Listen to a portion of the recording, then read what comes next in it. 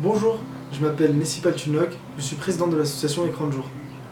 Mon frère et moi, nous avons créé cette association il y a 2 ans dans le but de réaliser des courts-métrages. J'habite Crangevilliers et je connais les éducateurs de Renoir depuis très longtemps. Ils m'ont aidé durant ma scolarité et j'ai aussi effectué des chantiers avec eux. L'association Passage nous a proposé de réaliser un reportage sur sa collaboration avec les collèges. Merci de votre attention et bon film.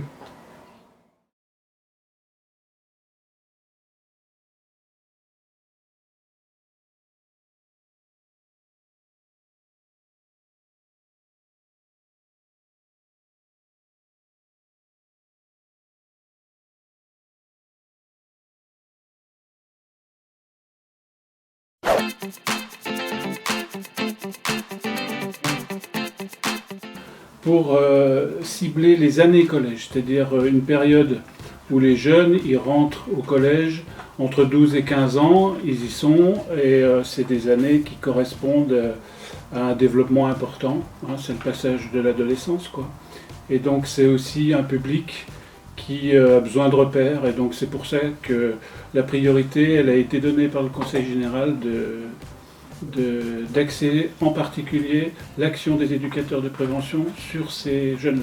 Le Conseil général, maintenant Conseil départemental, il est responsable des collèges depuis la décentralisation, et donc c'est cohérent d'avoir une politique aussi en particulier vis-à-vis de ce secteur-là. En tant que directeur de Passage, je me réjouis de la coopération qui s'est mise en place avec les collèges depuis maintenant un certain nombre d'années. Ça n'a pas été très facile au départ, parce qu'effectivement il y a eu des incompréhensions de part et d'autre, entre une logique très instituée qui est celle des collèges et puis la logique du travail des éducateurs de rue, qui est plus dans l'informel. Progressivement, nous sommes arrivés à une coopération qui s'est intensifiée au fil des années pour devenir aujourd'hui très effective, alors sous des formes très diverses en fonction des territoires.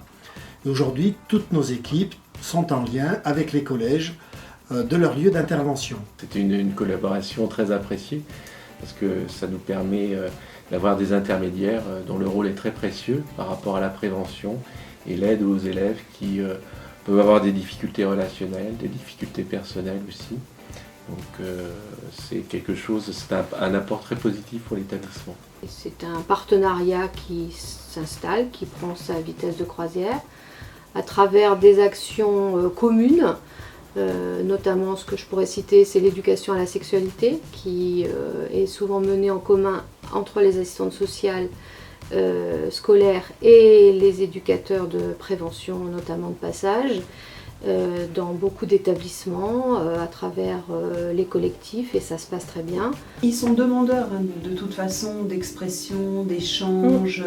Avec d'autres adultes. Avec d'autres adultes. Et puis d'un autre côté, je pense que il gagne à voir qu'il y a une cohérence aussi entre les adultes qui les entourent. Le fait que les élèves sachent qu'il y avait un lien, il y a un relais à l'extérieur entre le système éducatif et les familles était un avantage majeur. Et ça nous permet effectivement d'avoir un relais sur le terrain, de connaître davantage la situation. Souvent on parle de précarité, mais pour le corps enseignant c'est souvent un petit peu abstrait. Non pas qu'on soit dans une bulle, hein, on a bien conscience des difficultés des gens, mais on n'a pas toujours non plus les tenants aboutissants des problèmes familiaux.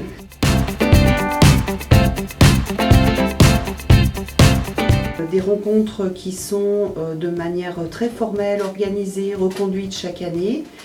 Et puis on a des rencontres qui quelque part sont presque plus importantes, c'est des coups de téléphone ou des contacts quand on a une situation problématique dans le collège.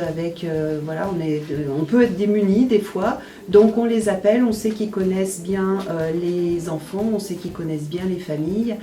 Et ça nous aide à avoir une autre vision et à trouver des solutions. On vient donc en début d'année pour se présenter auprès des parents et de l'équipe enseignante pour être repérés.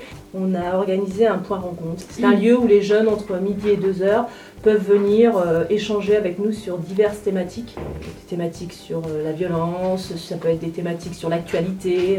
On se rend disponible à ce moment-là pour permettre en tout cas à ces jeunes de s'exprimer, de débattre, d'échanger entre eux. Oui, je vais vous raconter une petite anecdote.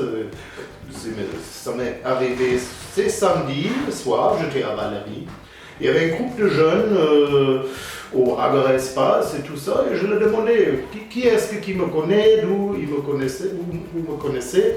Et ah oui, vous êtes l'allemand, vous avez déjà vu au collège et tout ça. Ça veut dire notre présence au collège, ça fait un sens. Et puis quand on les rencontre au collège, ils nous demandent aussi où et quand ils peuvent nous rencontrer ailleurs.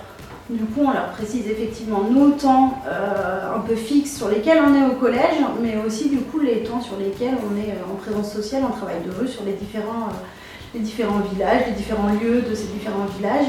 Mais du coup, c'est vraiment la complémentarité entre le travail dans l'institution collège et le travail sur le territoire. C'est qu'on passe énormément de temps en début d'année pour aller se présenter à toutes les classes de 6e. Donc tous les nouveaux arrivants au collège, on les rencontre sur un temps de cours, pour le coup. On leur explique effectivement qui on est, pour pas créer de confusion, qui pourront nous voir, mais qui on n'est pas des profs, même si on est dans le collège. Donc où est-ce qu'ils peuvent nous trouver dans le collège, quand, où est-ce qu'ils peuvent nous trouver ailleurs, en dehors et quand aussi. On leur laisse nos coordonnées. On intervient aussi au collège les jeudis entre midi et 2, de midi à 13h, où on anime un atelier jam. L'atelier jam, c'est en fait jouer avec les mots, où les jeunes collégiens qui mangent à la cantine ont toujours un temps libre. Et du coup, on propose cette activité pour permettre l'expression libre et travailler autour de la langue et des mots. Et ils viennent nous rencontrer, ça s'est avéré que c'est plutôt pertinent.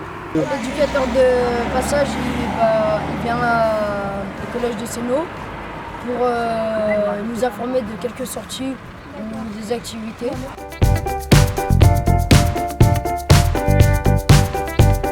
Une action qui est également menée actuellement, c'est Sentinelle et référent entre les assistantes sociales scolaires et les éducateurs de passage, avec une formation commune qui a bien renforcé, tissé le réseau, puisqu'on travaille ensemble.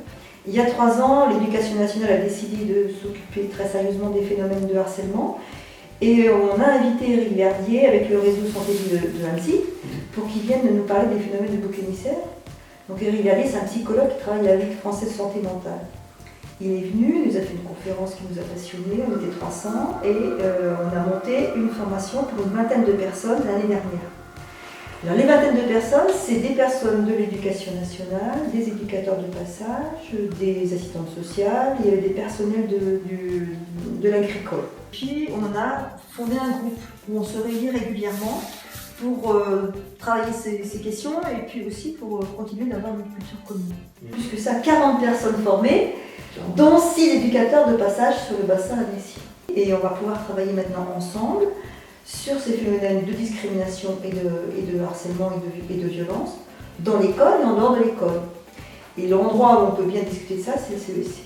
C'est aussi sur des cas particuliers d'élèves dont on est amené à parler, puisque eux les connaissent bien, ils ont un rapport qui est facile avec des élèves dont ils connaissent les conditions de vie, qu'ils voient aussi par ailleurs dans leur quartier.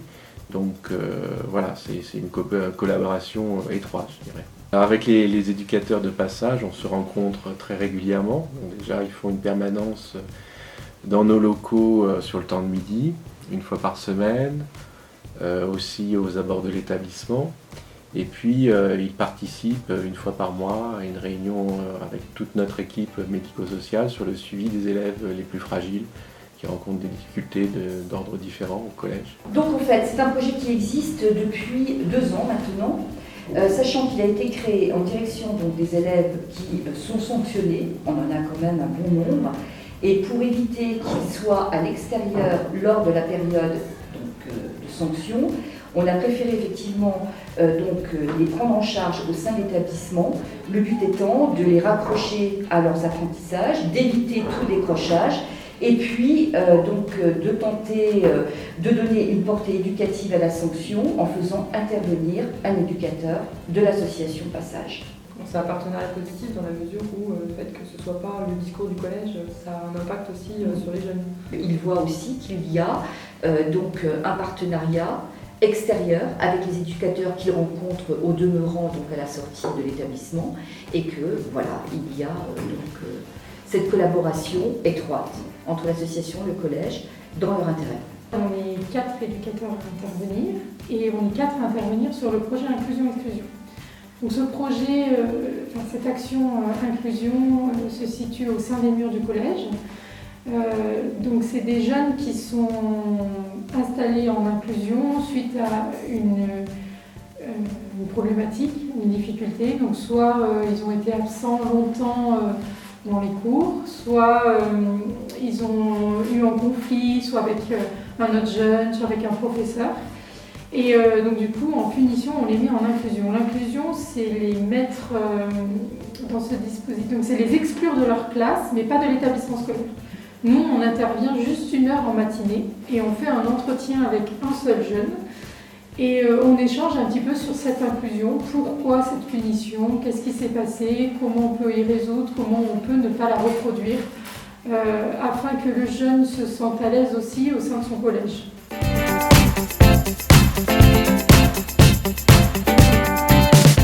J'aurais tendance à reprendre l'orientation du Conseil général qui précise bien que le travail, l'orientation, c'est en direction des collégiens.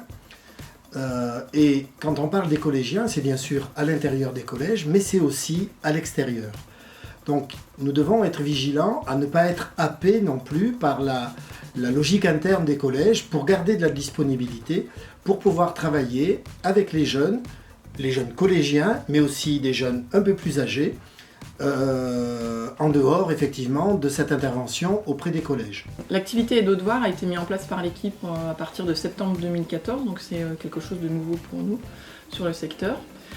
L'idée était de proposer une activité un peu différente de ce qu'on fait habituellement pour les jeunes collégiens de 11 à 16 ans. Alors toujours dans cette idée d'être le plus proche d'eux, d'en connaître un maximum.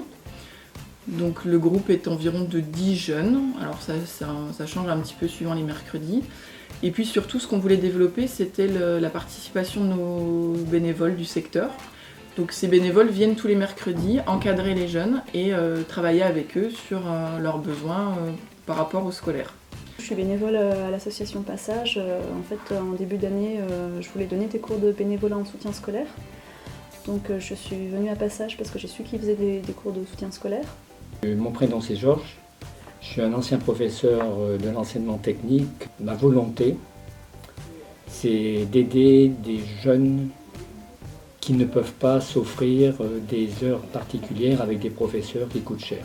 Je suis là pour m'avancer dans mes devoirs, pour comprendre, pour m'aider à comprendre et avoir de meilleures notes pour m'améliorer. L'importance d'un éducateur, c'est de nous aider, de faire les devoirs avec nous. Pour moi, un éducateur, c'est quelqu'un qui nous aide, qui nous aide, quelqu'un qui nous comprend, c'est un peu comme un grand frère, quoi. Voilà, il nous aide par exemple quand on sera plus grand à trouver du travail ou quoi, si on n'arrive pas. Ou si on veut faire une activité, on peut leur demander, ils sont toujours là ou pas.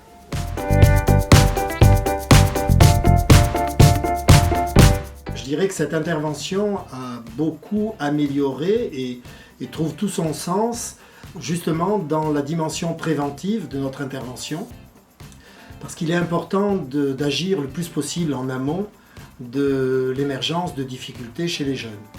Et le collège nous paraît être le lieu privilégié justement pour rencontrer les jeunes et pour pouvoir déceler les problématiques au moment le plus en amont possible quand elles émergent. Je dirais que de plus, le collège est l'endroit où se regroupe l'ensemble d'une population adolescente d'un territoire, mais d'un territoire élargi. Et à plusieurs endroits, ce temps de rencontre, ce lieu de rencontre est important pour les éducateurs parce qu'il leur permet d'être en contact avec l'ensemble de la population jeune adolescente d'un territoire. Je pense notamment à un secteur comme la communauté de communes du Genevois, où l'équipe intervient dans plusieurs petites communes Et il me paraît important, enfin en tout cas il est important pour eux, d'avoir un point de rencontre de l'ensemble de la jeunesse, quitte après à avoir des rencontres ou des actions sur les communes. Mais en tout cas, c'est un lieu effectivement d'accompagnement des jeunes, mais c'est aussi un lieu de rencontre des jeunes. Aujourd'hui, la prévention elle est implantée sur 18 communes, à partir des quartiers qu'on a appelés difficiles, mais elle touche la moitié des collèges. Donc ça veut dire qu'il y a quand même un impact important de la prévention spécialisée sur les collèges, puisqu'en étant implantée que sur une partie du territoire, elle touche quand même une population collégienne qui représente la moitié des établissements de la Haute-Savoie.